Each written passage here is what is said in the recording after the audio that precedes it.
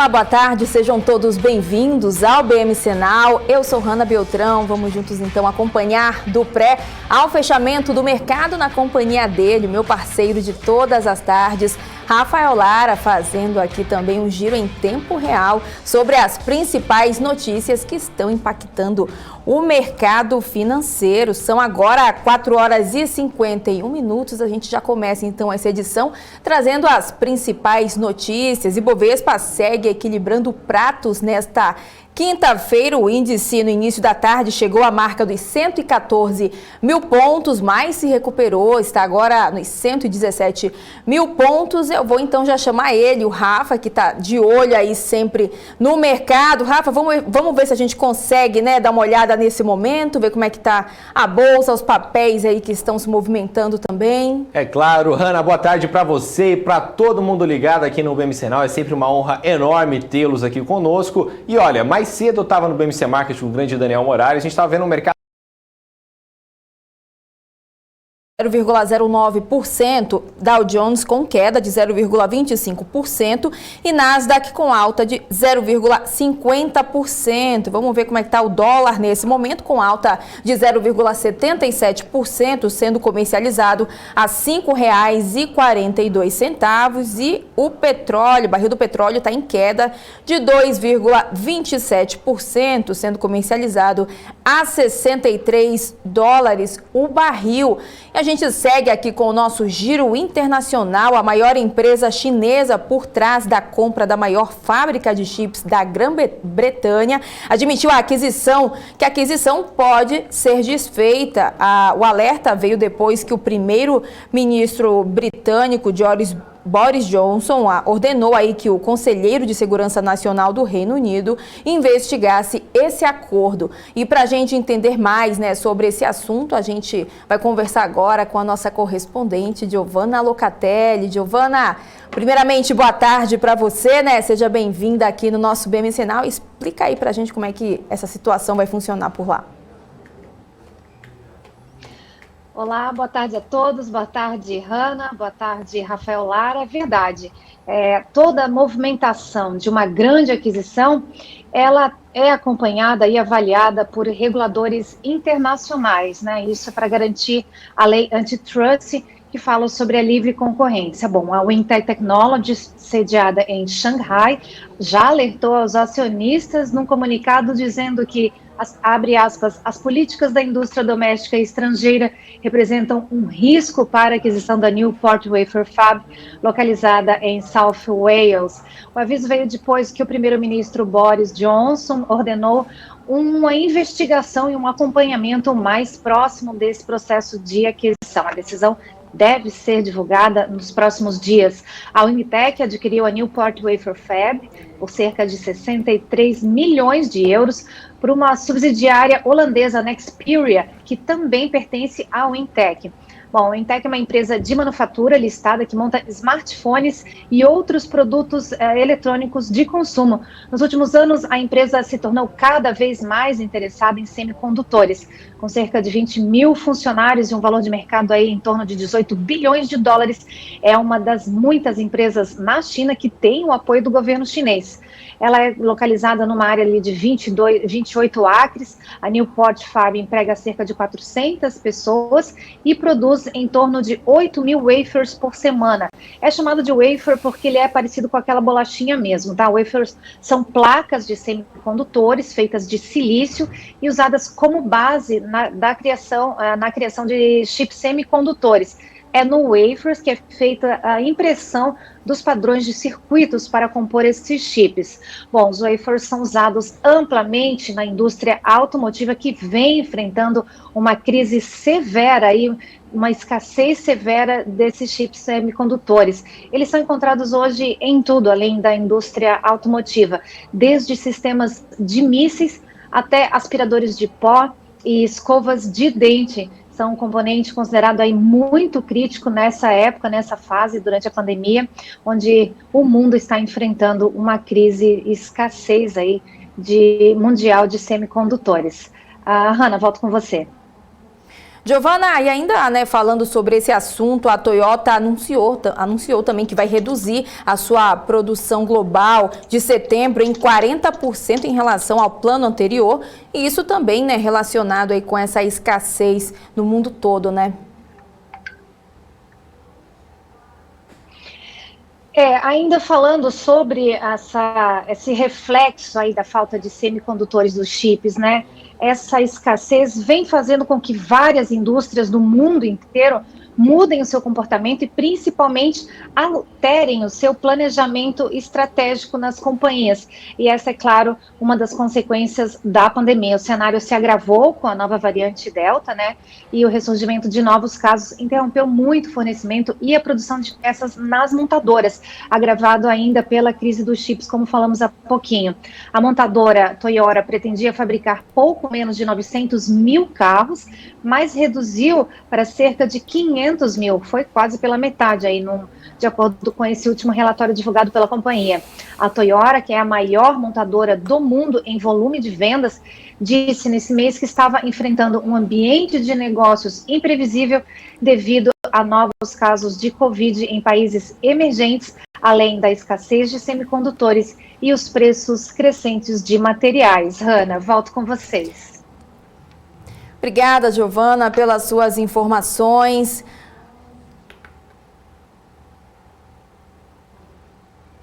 Seguindo aqui, então, com o nosso BMC Now, a gente vai repercutir aí o dia do mercado financeiro, que não está nada fácil, apesar de a Bolsa Brasileira ter dado um leve respiro aí no meio da tarde. A gente sabe que o acumulado da semana não é positivo, então a gente vai conversar aqui com os nossos convidados. A gente recebe hoje aqui no BMC Now a Cris Fenster-Seifer, analista de investimentos da Empíricos, e também o Beto Assad, analista técnico da Quinvo, trazendo um panorama sobre os números que estão se destacando nesta quinta-feira. Seguindo aqui com o nosso giro de notícias, antes da gente chamar a nossa primeira convidada, a Ambipar Environment, unidade de gestão de resíduos da empresa de resposta a emergências Ambipar, anunciou hoje que fará uma oferta inicial de ações que pode movimentar cerca de 4 bilhões de reais em busca aí de recursos para investir em crescimento orgânico e também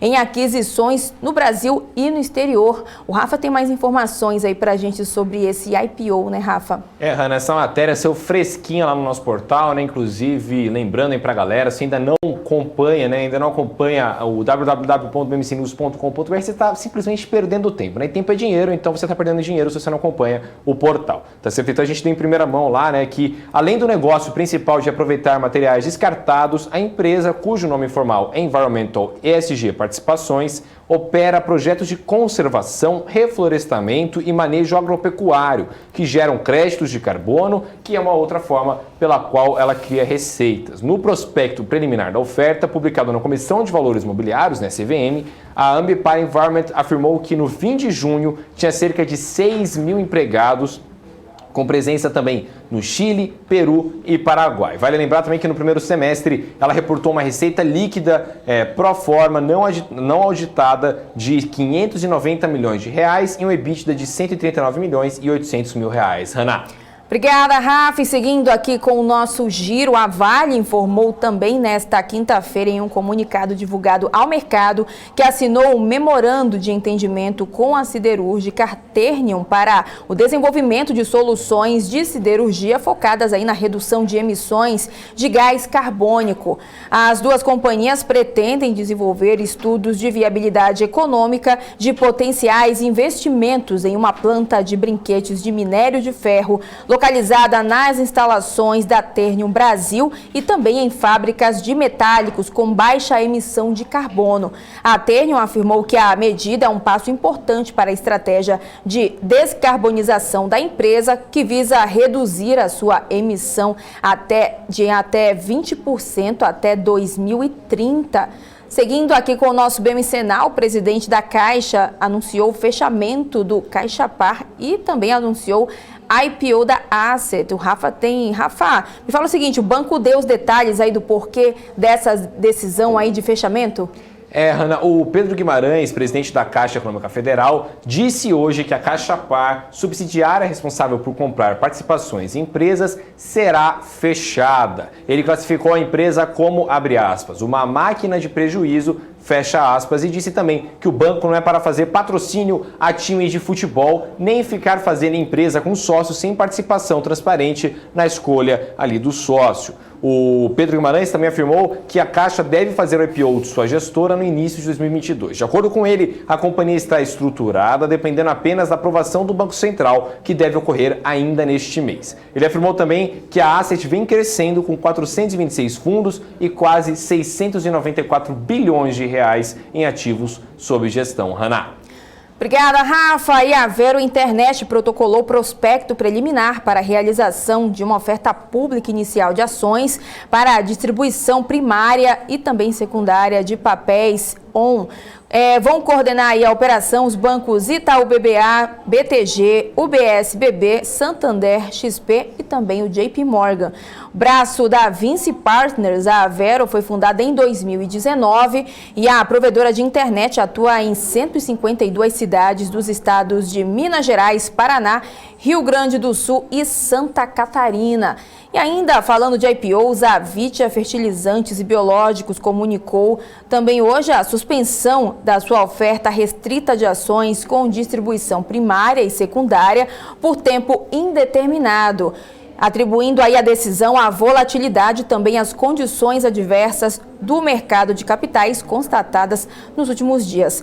A companhia atua na rede de defensivos biológicos e fertilizantes especiais desde 1971 e é uma das maiores produtoras também do país. Em junho, o diretor financeiro do grupo afirmou à agência Reuters que o plano do IPO estava em modo de espera aí na geladeira, mas que a companhia estava preparada para quando as condições fossem mais favorecidas para retomar a operação. E a empresa Sinqia afirma uma parceria para oferecer soluções de gestão patrimonial para entidades financeiras. O Rafa tem mais informações aí para gente. A provedora de inovação e tecnologia fechou um acordo com a empresa espanhola TechRules por meio de APIs para oferecer um serviço de private wealth, incluindo uma gestão de grandes fortunas. Há mais de 20 anos no mercado, a TechRules oferece software de gerenciamento de patrimônio para entidades financeiras a nível internacional. A empresa já atua em 19 países, somando mais de 2 milhões de usuários finais. Hanna. Obrigada, Rafa. A gente segue aqui com o nosso BM Senal. A empresa Melnick informou o encerramento do seu programa de recompra de ações após a aquisição de 1 milhão de ações ordinárias, o que representa 28,93% dos papéis autorizados pelo programa de recompra. Em um comunicado, a empresa informou que as ações serão mantidas em tesouraria, podendo posteriormente serem canceladas, alienadas no mercado ou também destinadas ao eventual exercício de direitos no âmbito de plano de opção de compra de ações da companhia, sem redução do capital social. Seguindo aqui, olha só, tem mais informação. Os fundos de investimentos ligados ao empresário Nelson Tanuri compraram cerca de 30% da Aliar, segundo fontes aí do Brasil Journal. Segundo a publicação divulgada no final da tarde de ontem, a compra de 5,13% da rede de laboratórios, mas essa aí teria sido apenas uma dessas aquisições. A Aliar é um alvo aí de interesse da Redditor, que na segunda-feira lançou uma oferta pública de aquisição, oferecendo R$ 11,50 por ação da empresa. Além da proposta, a Redditor vem comprando ações da rede de laboratórios no mercado e até ontem já havia adquirido 3,1% do capital da companhia. E a BR Distribuidora anunciou a mudança de nome, agora passa a se chamar Vibra Energia. O Rafa tem os detalhes aí da companhia que anunciou aí no comecinho da tarde essa mudança, né, Rafa? Hanna, a BR Distribuidora divulgou hoje que vai adotar essa nova marca aí, uma nova identidade corporativa.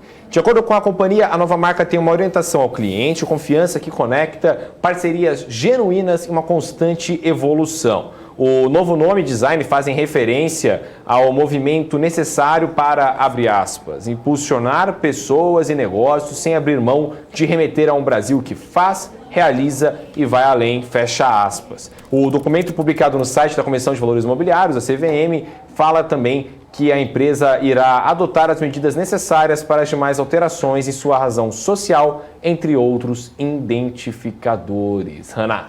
Obrigada, Rafa. Vamos seguir aqui com o nosso BMC Now. A gente recebe agora a nossa primeira convidada do dia. A gente recebe a Cris Fenster-Seifer, analista de investimentos da Empíricos, para comentar o cenário com a gente aqui nessa quinta-feira. Cris, primeiramente, boa tarde para você. Seu nome é quase um trava-língua, como eu falei bem devagar aqui.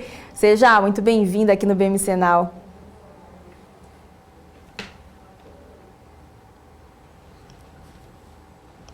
Cris, eu tô vendo aqui com a produção, tá? A gente não tá tendo retorno do seu áudio.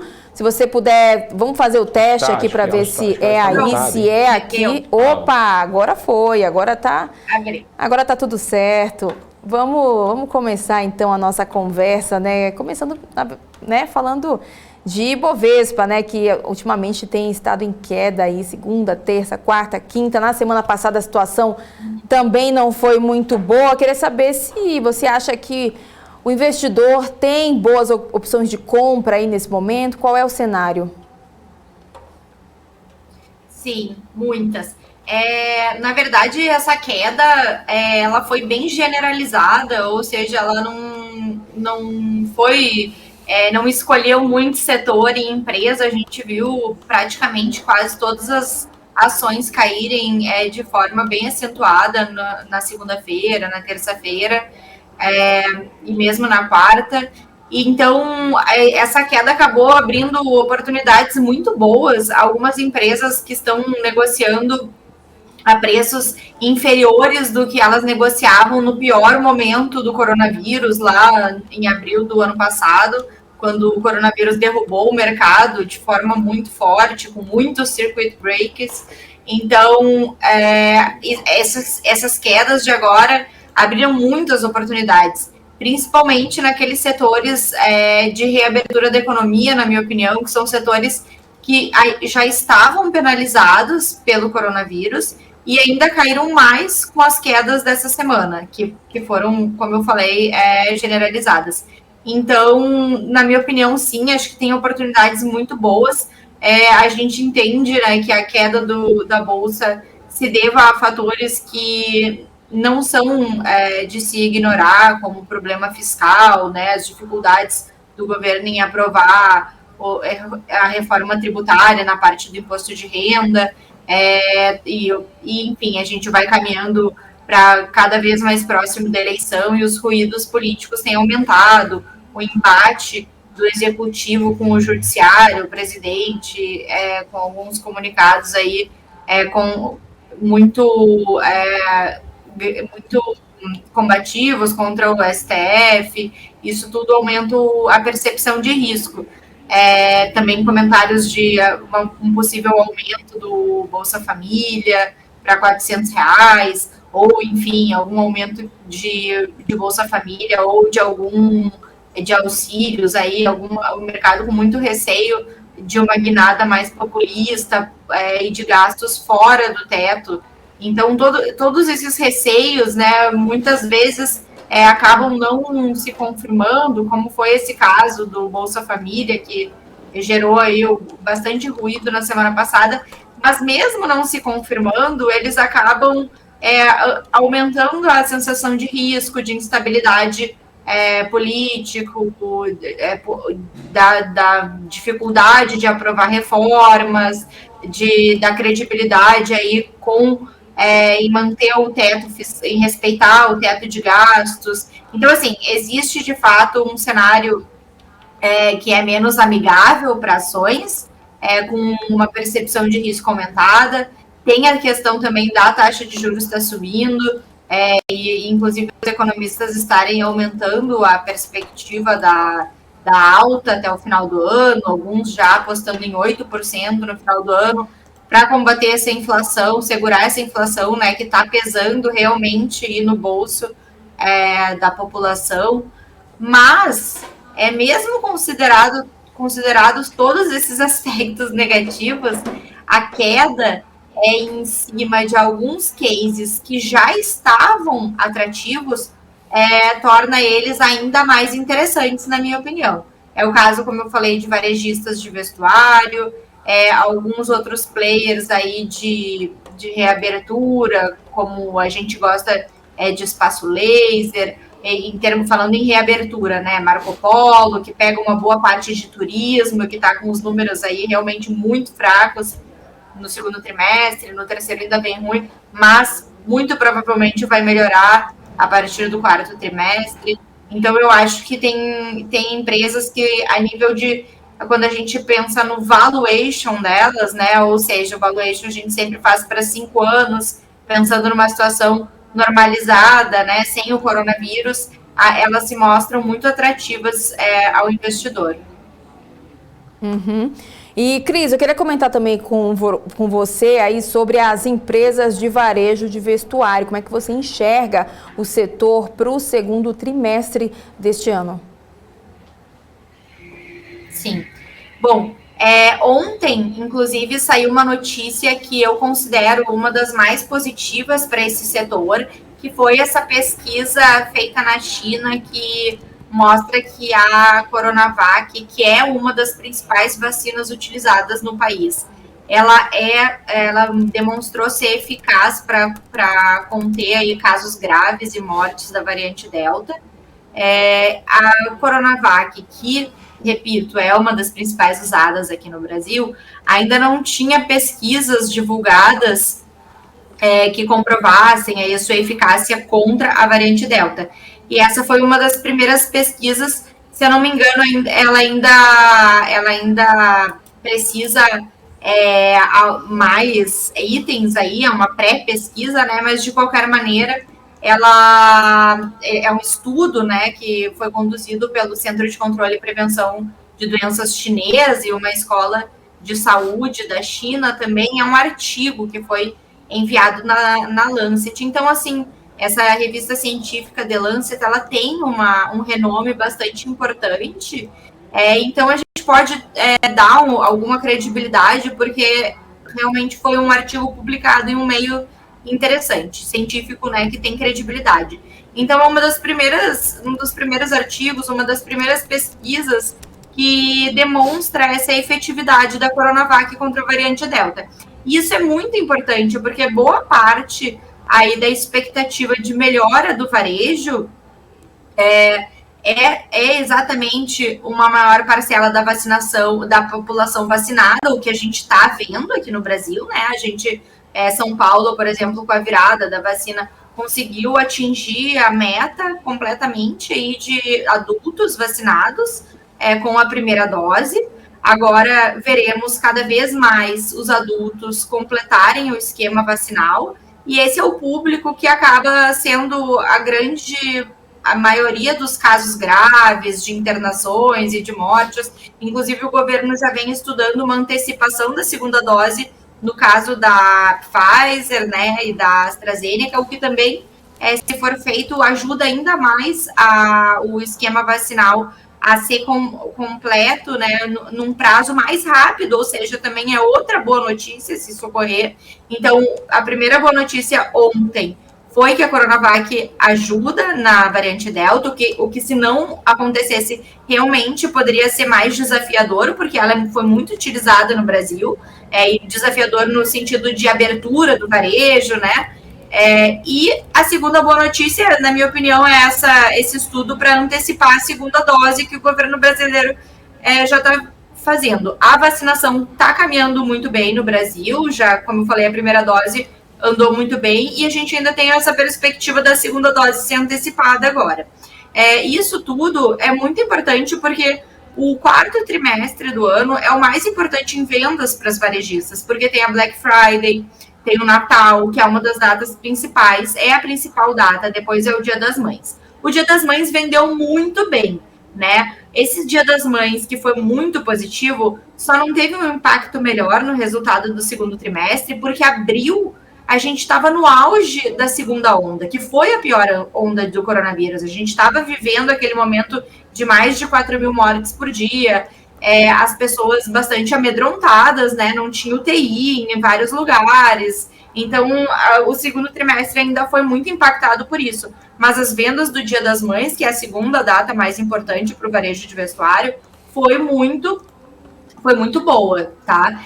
Dia dos Pais, também a gente tem informações de centros aí de informações de varejo, que vendeu cerca de 30% a mais. Então, também foi uma data boa, embora ela seja menos representativa no ano. E aí, a grande expectativa é para o Natal, que se tiver uma situação melhor, com a segunda dose já na população adulta inteira, com a população também, adolescentes e jovens, já boa parte vacinado. Então, a gente poderia ter uma situação melhor aí para shoppings, para lojas de varejo físico, não apenas com a abertura, porque hoje em dia eles já estão abertos, mas também com as pessoas indo às compras, né, se sentindo confortáveis para voltar, porque mesmo com os shoppings abertos, ainda não são todas as pessoas que estão com a vacinação completa e que estão voltando, de fato, ao shopping e às compras. Mas isso está se normalizando a passos largos. E aí, quando a gente olha em termos de múltiplos, por exemplo, pegar uma C&A, quando a gente compara com o lucro da empresa, já desconsiderando qualquer efeito não recorrente, de 2019, quando a empresa lucrou cerca de 200 milhões, ela está negociando aí um PL até calculei aqui para falar para vocês, atualizado, ela está com um PL de cerca de 14 vezes. Então, isso é um PL, um múltiplo preço-lucro muito baixo para varejo. A Renner, por exemplo, negocia a mais de 30 vezes, ela que é o benchmark do setor, né, a empresa mais eficiente. Então, assim, os múltiplos dessas empresas num cenário regularizado, sem coronavírus, estão muito positivos. Claro que tem o aspecto da inflação, do emprego, que também são importantes para o varejo, mas eu acredito que com a volta, a inflação é algo negativa, mas, por outro lado, a vacinação também traz um retorno no segmento de serviços, no setor de serviços. E o setor de serviços é o setor que mais emprega no Brasil. Então, se a gente tiver aí uma retomada do setor de serviços, apesar da inflação estar bastante alta, eu imagino que em 2022 a gente vai ter uma melhor condição de emprego por causa do setor de serviços e a gente vai ter também uma inflação um pouco mais controlada por conta das medidas que o Banco Central está adotando. O Banco Central ontem mesmo disse que vai controlar a inflação, custe o que custar. Ele agora está sendo bastante forte, bastante firme e rígido nas altas. Então, tudo indica, na minha opinião, que ele vai fazer as altas necessárias nesse ano, para que o ano que vem não sejam necessárias tantas altas dos juros, inclusive considerando que é um ano de eleição, né, e não é tão interessante assim aumentar juros em ano eleitoral, e também não é interessante ter uma inflação tão alta como está agora no ano eleitoral. Em geral, o que se busca é uma situação mais confortável aí da situação econômica da população. E eu acho que esse cenário todo tende a ajudar essas empresas, elas estão muito baratas em termos de múltiplos. Uhum. Perfeito. Agora, Cris, tudo bom? Novamente, seja muito bem-vinda aqui ao BMC Now, aqui ao Rafael que está falando. Cris, o pessoal aqui do chat está adorando, né, a entrevista, então tem muita gente mandando bastante pergunta aqui, então vou selecionar umas aqui por ordem de chegada, porque senão o pessoal vai vir me caçar aqui na porta da BMC News. Mas o MPK perguntou aqui sobre RRRP3, 3R Petroleum, se você, o que você pensa da ação, você gosta? Eu sei que o Max Bon, né, também na Empíricos, gosta bastante dessa ação lá na série dele lá. O que você está achando sobre RRRP3? Gente, alô marqueteiros aí dos tickers, 3R assim você me quebra. Mas enfim, RRRP3 aí, o que você está achando dessa ação? Esse ticker é complicado, é fácil, mas é difícil, né? Concordo. Bom, a 3R eu gosto muito também, que nem o Max.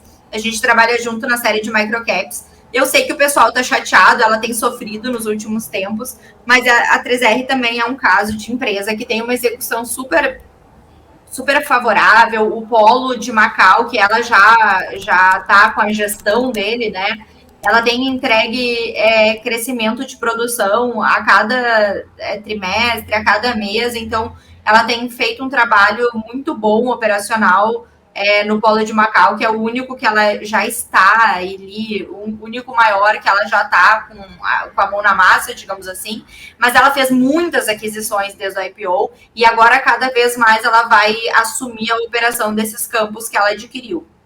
Então a gente vai ver o crescimento do resultado com esses campos adquiridos entrando em operação nas mãos dela. Isso demora um pouco porque tem uma burocracia quando ela compra esses campos da Petrobras, tem que passar pela ANP, tem que passar, enfim, tem uma burocracia, por isso que não é automático, assim, né? Ela comprou coisas em 2020 que só agora ela vai, de fato, começar o trabalho.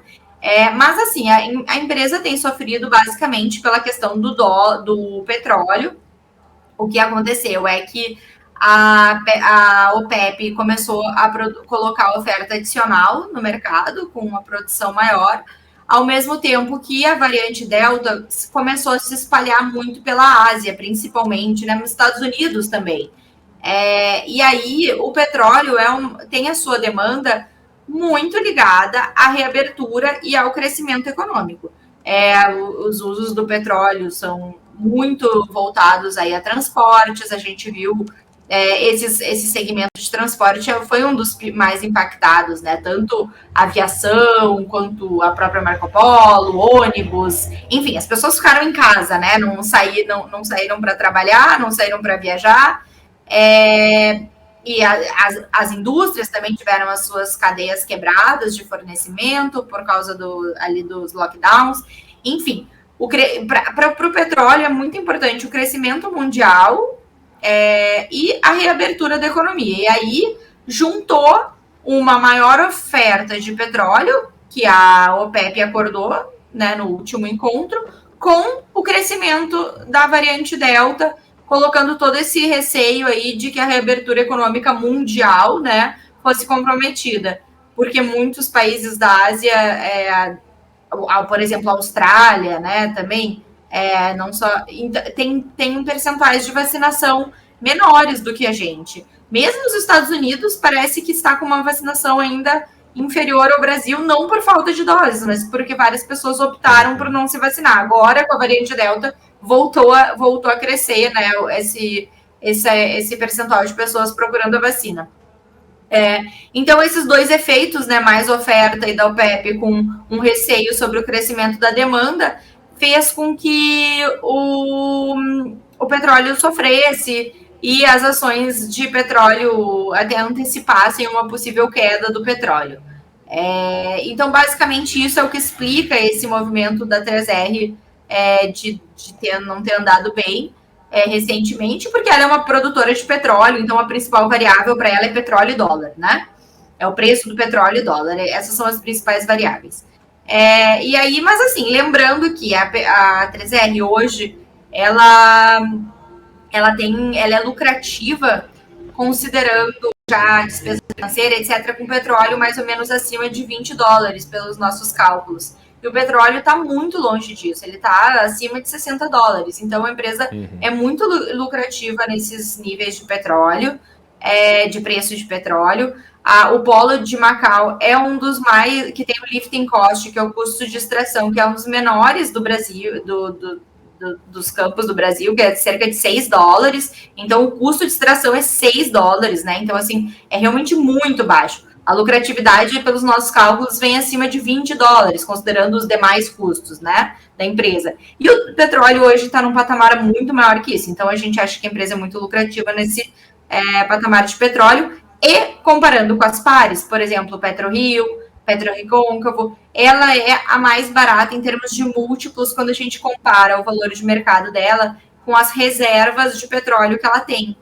Então, a gente, dentre das junior oils que a gente tem no mercado, a gente acha que ela é uma das opções mais baratas, e por isso que a gente também gosta dela em detrimento das outras.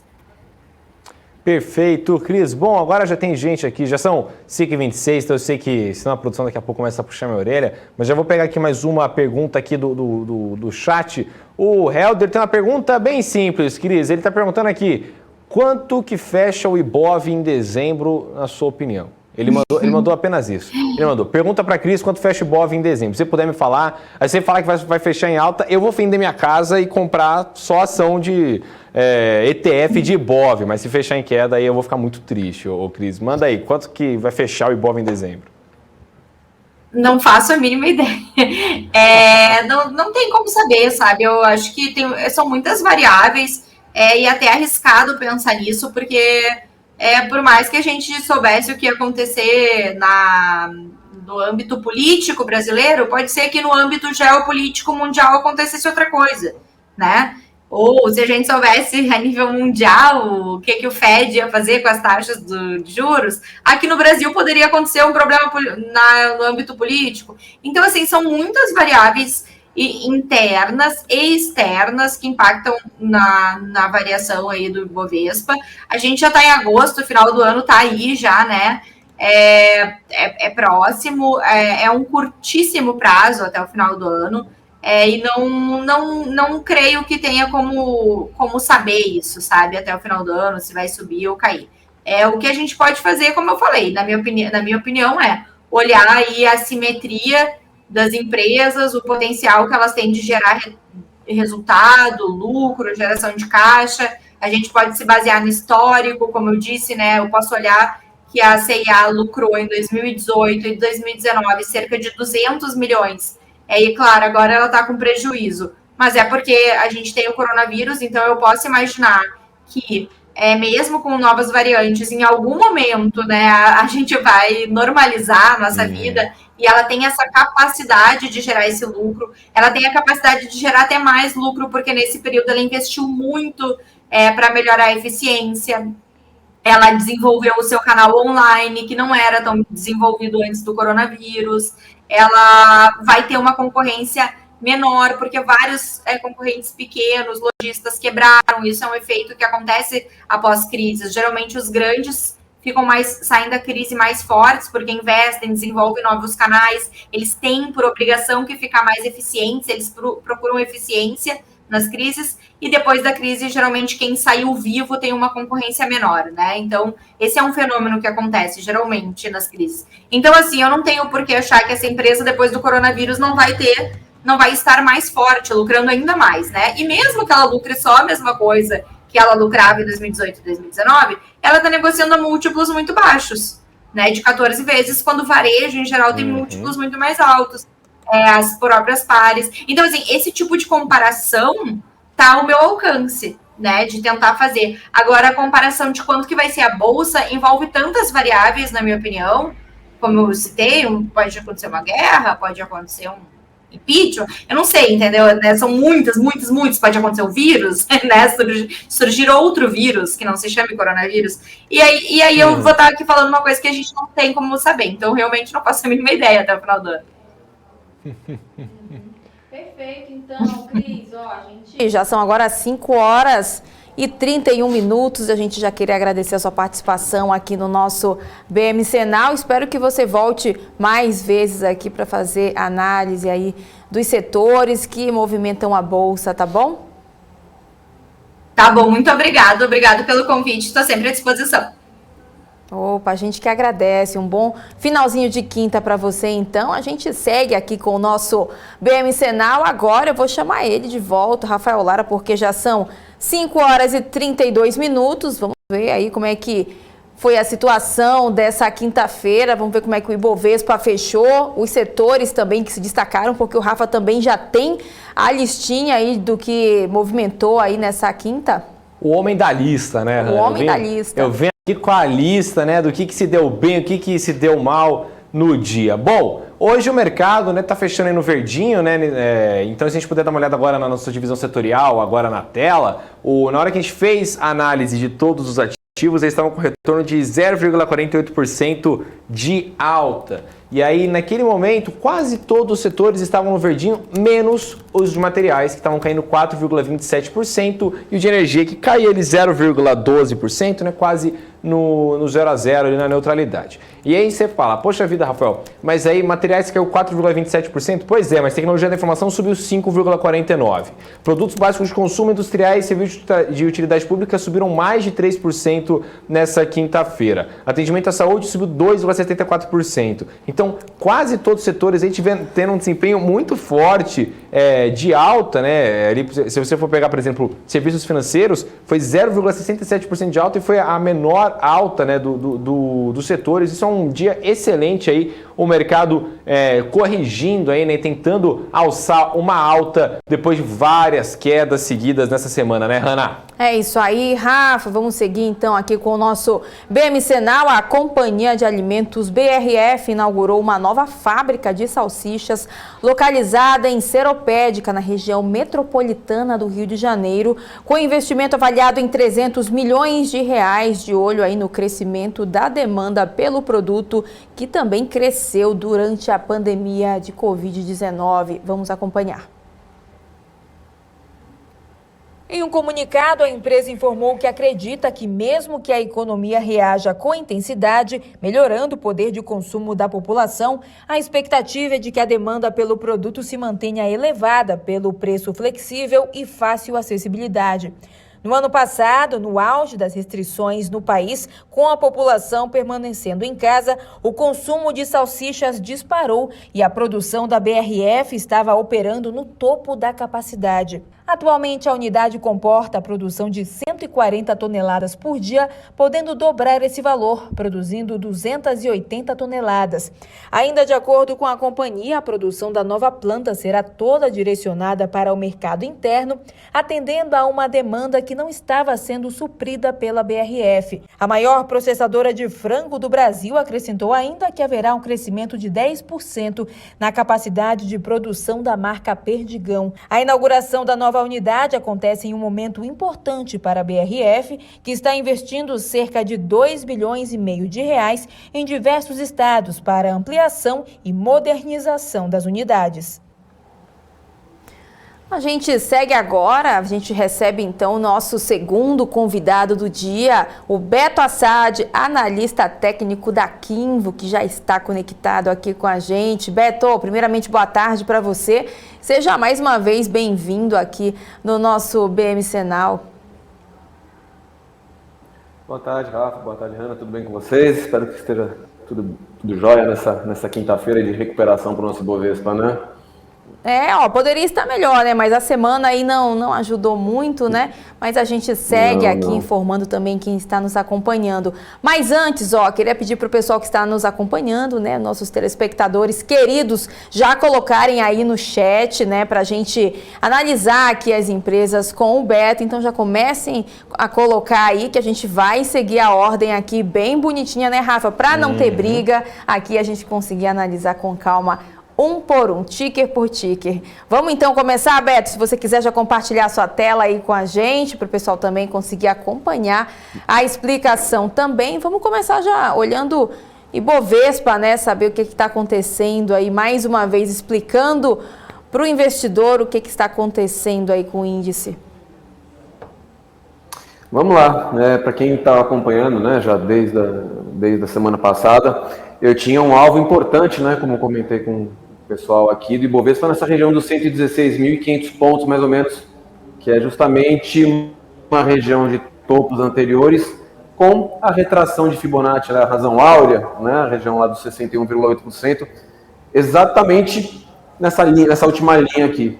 A gente bateu lá na terça, ontem a gente ameaçou perder essa região, hoje também, e aí deixamos uma sinalização aqui de possível reversão no curtíssimo prazo. Pelo menos uma sinalização que indica um suporte forte, ou seja, a gente cravou o alvo e entrou força compradora exatamente nessa faixa, né? Deixou um candle com volume bem alto no dia de hoje.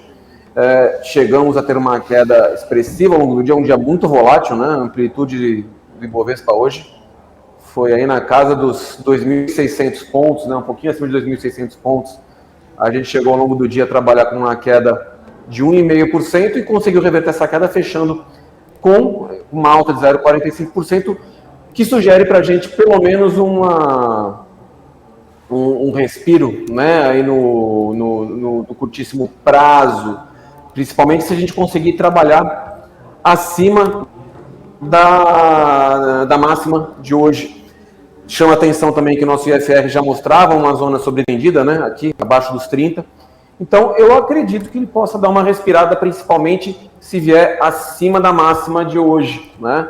E aí a gente tem o quê? No curto prazo, isso não quer dizer que vai reverter a tendência. É um ponto importante que pode ser que aconteça isso. Mas a gente continua em tendência de baixa, né? Não é uma sinalização de compra, assim, de que acabou a queda. Mas o que chama atenção? A gente já está abaixo das principais médias, já estamos trabalhando abaixo da média de 200 períodos também. Eu trabalho com a média de 200 exponencial. Muita gente gosta da aritmética, eu prefiro exponencial, né? Caso ele volte a subir, né, venha romper a máxima de hoje, eu vejo aí possibilidade de a gente voltar a testar as outras retrações importantes, né, na região dos 119.250 pontos, região onde já temos a média de 8 períodos. Então, vamos ver como ele vai se comportar. Se ele resolver voltar a subir e testar o último fundo que produziu, seria aqui nessa região, né, da faixa lá dos 120 mil pontos aproximadamente. Vamos ver. Então, acredito realmente que ele possa, depois dessa queda muito forte que fez, né, durante a semana, com a sinalização de hoje, quem sabe a gente ter uma sexta-feira um pouquinho mais positiva. Se voltar a cair, perder a mínima que fez hoje, abre espaço aí para mais quedas e aí, de repente, começa a sugerir para a gente a correção de toda essa perna de alta, né? Pelo menos é isso que indica para a gente Fibonacci. Se perder essa região, então, onde ele está agora, 116.500, com o fechamento, aí a gente deve vir buscar regiões mais importantes lá para baixo, quem sabe aí nesse fundo perto dos 110 mil pontos, 111 mil pontos, e depois lá nos 107.300, tá? Já o dólar futuro, falar rapidamente aqui do dólar para a gente já passar para os ativos, né, do pessoal. O dólar rompeu, né, essa semana aquela região que vinha brigando, a gente tinha desenhado aqui um canalzinho de baixa. Deixa eu ver se consigo desenhar novamente. Espera aí, só um minutinho aqui. Vamos lá, pronto. A gente tinha esse canal que vinha trabalhando, né? Esse canalzinho de baixa, pronto. E a gente conseguiu produzir o rompimento dele, deu uma esticada, né? O dólar está muito forte essa semana. Hoje vai deixando, né? Ainda não fechou, mas vai deixando uma sinalização aí de indefinição. Vai querendo fazer a formação gráfica, né, de candle que a gente chama de doji, que abre e fecha praticamente na mesma região, deixando longas sombras tanto para cima quanto para baixo, indicando bastante dúvida. Isso em cima o quê? Da retração de 50% de toda a perna de queda que o papel vem tentando, o dólar, né, desculpa, ativo vem tentando corrigir. Se perder a mínima, pode indicar uma correção de curto prazo para a gente, quem sabe fazendo um pullback até a região dos 5.270, né, a região que foi rompida de Fibonacci. Se romper a máxima, deve testar essa região dos 5,50, que por si só, né, 5,5, número redondo, já deve trazer aquele patamar de resistência psicológica, né, que o mercado costuma fazer. Então vamos ficar de olho em como o dólar vai fazer nos próximos dias. Realmente eu acho que com o índice dando uma sinalização de cansaço dessa queda no curtíssimo prazo, né, tem boas chances, se a gente vier a perder a mínima do dólar amanhã, de fazer uma correção de curto prazo também, tá bom? Perfeito, ó. Já vamos aproveitar então aqui, dar uma olhada bem rapidinho na alta do dia, né? CVC Brasil, que teve alta, fechou aí com alta, vou até dar uma atualizada aqui. 7,91%. De 7, estava 8 aqui, deu uma atualizada agora, 7,91%, né? Como o Rafa acabou de falar. E aí daqui a pouquinho a gente já começa a olhar aqui do pessoal do chat. De acordo com o nosso Profit Pro da Nelógica aqui, o nosso mapa de calor em tempo real aqui, que hoje está verdinho, né? Graças a Deus está verdinho esse mapa. Tava precisando, né? Eu tinha certeza que ia chegar a pergunta do CVC, né? Pela alta dela expressiva hoje. É aquela coisa, é uma alta muito forte. Ela vinha já dando uma sinalização que estava meio que cansando de cair, quando já fez esse candle no dia 17, deixando um longa sombra inferior, depois de testar uma região importante de fundos lá de trás, né, fundos lá de março e também de janeiro, né, e aí fez um candle muito forte no dia de hoje. Tá? O papel vinha trabalhando com o IFR já bem sobrevendido, né, na casa lá dos 7,11 mais ou menos, que já vinha dando uma possível sinalização, pelo menos de um repique desse movimento de queda, né? Mas não quer dizer que é uma reversão de tendência ainda. Eu acho bem arriscado pensar dessa maneira, tá? Vamos ver o que a gente consegue ver com o Fibonacci aqui. A gente tem toda a perna de alta sendo corrigida, na qual a gente perdeu, né, a região do 61,8. Essa volta deve encontrar, então, agora uma resistência forte nessa faixa dos 19,55. Né, que é justamente a retração de Fibo que foi perdida de 61,8, junto com uma região de topo anterior. Né. Tem boa chance de testar lá, principalmente com esse candle com muita força compradora que produziu no dia de hoje. Tá? Mas ainda não vejo aí um cenário muito claro, principalmente para quem gosta de operar tendência, de pensar em fazer uma compra ainda. Teria que acontecer muita coisa ainda para o papel mostrar uma reversão de tendência. Né. De repente voltar a cair, fazer um pivô, né, um zigue-zague positivo mais claro aqui para a gente pensar em tentar uma compra já numa reversão de tendência. Aqui eu ainda vejo com bastante risco, né, mesmo com esse candle muito forte que formou hoje. Para quem gosta, né, de tentar comprar os candles de ignição, né, as barras elefantes, aí, como gosta de falar o Oliver Velez, depois de quedas muito fortes, aí sim, pode pensar numa compra considerando então essa barra depois de uma queda muito exagerada, digamos assim. Mas são trades, como eu sempre digo, de maior risco, né? Dado a tendência do papel, que no momento já se encontra em tendência de queda com alinhamento de todas as principais médias, tá bom? Se voltar a cair, importante que não perca a mínima do candle de hoje, porque é um candle que mostra que está de força compradora. Perder essa mínima aqui significa que os compradores que estão tentando fazer esse movimento já estão perdendo força, estão perdendo o controle, digamos, desse movimento. E se vier a perder o fundo na semana, aí é pior ainda, porque daí ele engata mais um zigue-zague descendente e sugere realmente para a gente o teste do fundo do papel do ano lá na faixa dos 13,63, tá bom? Perfeito, ó, já vamos partir aqui para as empresas dos nossos telespectadores. O André Blanco, eu acho que é ele que está aqui no topo, é isso? Acho que ele é o primeiro, hein? Acho que ele é o primeiro. Ele é o primeiro, né, que mandou aqui a gente, né? A gente tá olhando direitinho agora, eu e o Rafa, depois da bronca que a gente tomou aí de um telespectador. Estamos há 3 semanas sem broncas aqui, a gente está instituindo... Ó, invictos. A gente vai trazer aqui o diretor da fila do Poupa Tempo, vamos colocar senha no chat. Exatamente, uma Cada senha um vai aí ter para poder número. ser chamado. Então, olha só, o André Blanco aqui tá pedindo para analisar TIM SA3, gente, eu não tirei SA3. Você já ia colocar um SA aí, TIM S3. E você falou, eu botei o A. Ó, tá vendo só, gente? S3. Vem na hora, tá vendo? Não é? Vai dando algumas sinalizações interessantes, né, de uma tentativa de rompimento de um triângulo aqui que o papel vinha desenhando e um rompimento para cima. Né? Hoje fez um candle também, uma alta muito expressiva, 2,66. Gostaria de um volume mais alto, principalmente por causa do volume de ontem, né, que foi muito significativo. Hoje foi um volume acima da média, mas eu gostaria de um volume mais alto para mostrar um rompimento mais tranquilo. O que seria esse triângulo aqui para quem não consegue enxergar? A gente tem quase uma linha horizontal, né, uma inclinação leve para cima, e aqui a gente consegue desenhar essa inclinação para baixo, fazendo um triângulo bem amplo, né?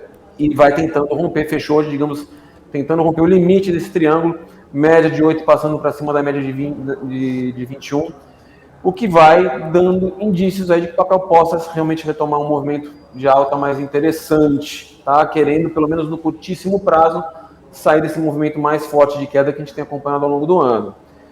Me chama a atenção que, no ano, a única tentativa que ele teve, né, de engatar uma alta mais consistente, passando a média de 8 períodos para cima da média de 21, não durou muito tempo. Voltou a falhar, fazer um pivô de baixa aqui, lá em junho, e engatou essa perna de queda muito forte. Agora, depois que segurou nessa linha nessa região de suporte, vai nessa faixa dos 11 11,20 mais ou menos, agora começa a querer mostrar uma movimentação mais interessante. Quem gosta, né, de operar rompimentos, é um trader mais agressivo, pode pensar em pegar o papel acima dessa máxima, stop. Ficaria um stop caro, abaixo desse fundo, né? Se é para usar um stop técnico, seria realmente abaixo desse fundo. Seria um stop aí na casa de 4,5% mais ou menos, tá? Quem quiser ser um pouquinho mais conservador, pode esperar ver se o papel anda um pouco, faz um pullback para aí tentar comprar a confirmação, né, no pullback em cima desse rompimento. Então, tem que se tomar um pouco mais de cuidado. Se a gente pegar as zonas de alvos, assim, se a gente pegar, por exemplo, essa última perna de queda e traçar a Fibonacci, a gente tem a retração de 50% de toda essa perna de queda na faixa dos 12,10 e depois uma outra retração dos 12,32, que pode aí, para quem gosta, né, de utilizar Fibonacci, quem me acompanha já está percebendo que eu gosto bastante. Acho uma ferramenta bem interessante para alvos, suporte, resistência, né? Temos, então, possíveis pontos de resistência aqui, primeiro nos 12,10, depois nos 12,32. Se voltar a cair, voltar para dentro do triângulo e principalmente perder esse fundo aqui, né, do fundo da semana, inclusive, aí o cenário pode começar a ficar mais indefinido, ele pode começar a ficar brigando dentro desse triângulo, aí é melhor ficar de fora, esperar ele deixar algo mais concreto, digamos assim, para buscar novas posições, tá bom? Uhum. Perfeito, então, Beto. Bom, agora vamos continuar aqui. Agora a galera empolgou, Hanna. Foi você mandar mensagem aqui no chat, né? Agora tá chovendo ticker aqui. Uma tal de Hanna Mesquita Beltrão pediu assim... Hanna Mesquita comentou, pessoal, mandem as empresas que vocês querem que o Beto analise, e a galera começou a mandar. Bom, vamos lá. O André Blanco mandou aqui Aeres 3. Aeres 3 aí pra gente. Se puder analisar, por favor. Vamos lá. Paro. Vamos lá, tendência de baixa, clara no papel, fez 2 dias de alta mostrando um repique, né? Veio testar justamente uma região de fundo anterior que foi perdida. Por enquanto, essa alta me caracteriza simplesmente um pullback desse movimento de queda, tá? Não consigo ver ainda um cenário comprador mais interessante. Para pensar num cenário comprador, para de repente o papel querer reverter uma tendência, seria legal ele fazer ou continuar subindo ou voltar a cair até fazer um pivô de alta para dar um sinal mais claro para a gente que ele realmente quer reverter a tendência. Por enquanto, essa sinalização me mostra só realmente um repique desse movimento de queda. A tendência do papel, a gente vê, tanto por topos e fundos quanto pelas médias, continua sendo de queda. Para quem foi agressivo, né, talvez a única compra que poderia ter visto aqui, mas de maneira um tanto quanto agressiva, eu não faria, é falar, deixou uma barra, um inside bar, né, uma barra interna depois de um movimento de queda mais forte. Se fosse uma barra menor, poderia caracterizar uma formação chamada de arami, né, que é o arami no japonês. Eu não entendo nada de japonês, mas a gente que estuda análise técnica acaba decorando, né, algumas dessas frases. É o que o pessoal chama de mulher grávida, que é uma formação de reversão, que é justamente quando a gente tem uma barra forte de queda, uma barra interna menor, geralmente na cor contrária, e tem um rompimento para cima dessa barra, né? Aqui, se tivesse uma barra menor, poderia ser esse arame, né? Eu não vejo ele de maneira tão clara assim, tá? Mas, cara, é caracterizada de qualquer maneira por um trade de um risco maior, né? Porque é contra a tendência. E aqui, a gente respeitando a média de 8 períodos, se voltar a fazer alguma formação que sugira a venda para a gente com volume e perder a mínima, eu volto a acreditar no teste desse fundo da semana, lá na faixa dos 6,82. Se ele voltar a cair, não perder essa região e voltar a subir, quem sabe ele não faz um pivôzinho de alta e comece a dar um sinal mais claro de retomada de um movimento de alta. Mas, por enquanto, não consigo enxergar isso, tá? Cuidado, então, para quem está posicionado com a perda da região dos 6,80, que indica aí mais queda pela frente. Perfeito, então. Bom, o André Blanco aqui também perguntou sobre Cogna 3, COGN 3, a empresa de educação. Cogna que sofreu ultimamente, né, nos últimos dias. E hoje aí, né, tenta se recuperar. Ela vem sofrendo já há algum tempo. papel que tentou, né, depois que tentou engatar uma tendência de alta, que ele entrou na famosa zona de armadilha, que é quando começa a trabalhar entre médias importantes. Ficou trabalhando caiu hoje, entre a média de 200 centímetros. Caiu hoje. O dia hoje ela caiu subindo, né? Aquilo que eu falo para vocês. Fechou em queda, mas no movimento intraday a gente vê que foi um dia de alta, né, para o papel, porque ele trabalhou com fechamento acima da abertura, né? Continua em tendência de baixa, deixou aqui um doji que teve a máxima rompida, sugerindo realmente um movimento de repique, mas vai mostrando dificuldade de mostrar um repique um pouquinho mais consistente. Hoje já deixou uma inside bar também, que mostra bastante indefinição, tá? Não vejo ainda um movimento claro de reversão de tendência. Estou até procurando aqui se ele já dava para a gente uma divergência de baixa, nem isso ele dá. A gente vê que, mesmo trabalhando com o IFR em zona já bem sobrevendida, a gente continua fazendo uma linha de tendência de baixa em cima desse IFR, acompanhando o movimento de queda do papel, mostrando bastante fraqueza, né? Seja por topos e fundos, seja por alinhamento das médias, seja até pelo IFR, que não consegue deixar um sinal mais consistente, né, de alta. Eu ainda acho um tanto quanto arriscado fazer algum tipo de entrada no papel. De repente, para quem pensa, né, gosta de operar em cima do price action, eu consigo traçar aqui uma linha de tendência de baixa que não foi rompida, praticamente um canalzinho, né? Eu vou deixar só essa linha de tendência de baixa. Se ele conseguir romper essa linha de tendência, fizer um pullback e voltar a subir, né, dando origem a um pivô de alta, pode começar a ficar mais interessante. O ideal é que o papel até consolidasse durante mais algum tempo, esperasse a média de 21 chegar para a gente fazer esse pivô já acima da média de 21 para gerar mais segurança nessa reversão de tendência, tá? Se voltar a cair, perder o fundo da semana, é o cenário de continuidade desse movimento de queda, tá? Aí não tem realmente muito o que pensar em entradas mais agressivas, tá? Mas realmente o papel vem sofrendo, né? Não vem conseguindo mostrar um sinal mais consistente de recuperação. Teve alguma tentativa, né, no curtíssimo prazo, diminuir essa tendência de queda, mas não durou muito tempo, infelizmente, e a sinalização, por enquanto, continua sendo de baixa para o papel, é o que vai me indicando. Perfeito. O Beto, antes de eu passar aqui para a próxima pergunta, tem o Emerson Duarte que está perguntando se você consegue colocar marca d'água no seu gráfico aqui, para saber se tem como se habilitar. Esqueci. Fica tranquilo. Por Claro, mim tava tranquilo aqui, só aqui. que eu acho que o grande Emerson gosta de marca d'água para... Não, eu gosto de deixar para vocês também, foi... Relaxa, normal. Fica tranquilo. Bom, se você puder analisar... Estou com outro notebook aqui, então... tá faltando. Fica tranquilo, natural. Bom, o Helder aqui está perguntando sobre MYPK3 e Yokpi Maxion. Acho que a gente pede Yokpi Maxion aqui para análise umas 30 vezes por mês, Hanna? Acho que por aí, 30 vezes por né? mês. Por assim. O pessoal gosta desse papel. Ou só o Helder gosta, entendeu? Pode também ser ele. Mas, enfim, já decorei já o YPK3, aí uma small cap, farmacêutica, não é isso?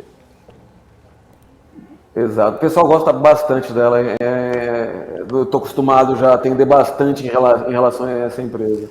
Inclusive, na quinta-feira passada, a gente tinha falado dessa sinalização que eu não tinha gostado, né? Que tentou romper uma região de topos anteriores e deixou um candle muito feio dentro de uma região estranha que o papel estava trabalhando, né? Estava tentando romper uma linha de tendência de baixa, que está desenhada justamente desde a quinta-feira. Tentou romper, né, essa linha de tendência, como comentei na quinta-feira, acho que foi o próprio Emerson que perguntou. Mas eu não gostei da sinalização que fez, né? O papel justamente tentando romper em gap e voltando, apesar da alta que fechou no dia com um candle muito feio, né?